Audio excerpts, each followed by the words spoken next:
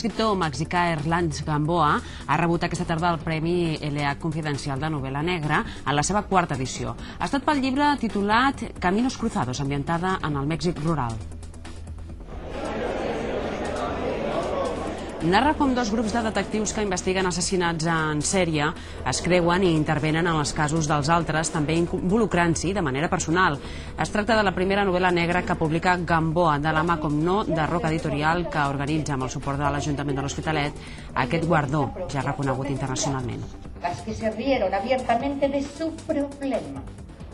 Nunca lo hizo en el...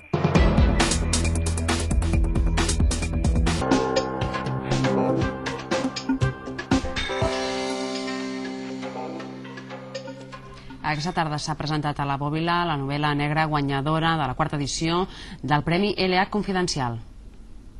Los escrúpulos se olvidan o se relegan con el tiempo y la repetición de un acto, por punible que sea. Matar puede convertirse en hábito.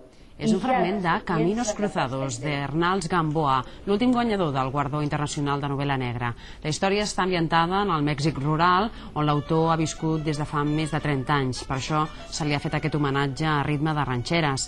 Caminos Cruzados explica com les investigacions de dos detectius es creuen de forma inesperada fins a traspassar la barrera personal. En aquesta edició del certamen hi han participat 64 obres originals. El guanyador s'ha emportat un premi de 12.000 euros i la publicació de la seva obra.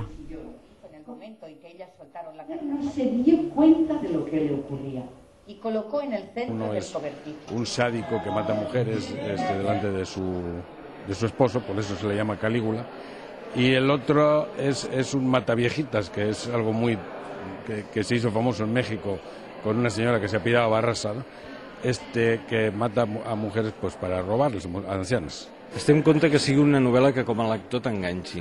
És a dir, nosaltres no som autors, som lectors, som aficionats, però ens agraden novel·les que estiguin escrites una mica amb la tripa, que hi disfrutis, que t'enganxin, que t'emocionin, no novel·les fredes. I llavors penso que aquesta ha sigut una molt bona guanyadora.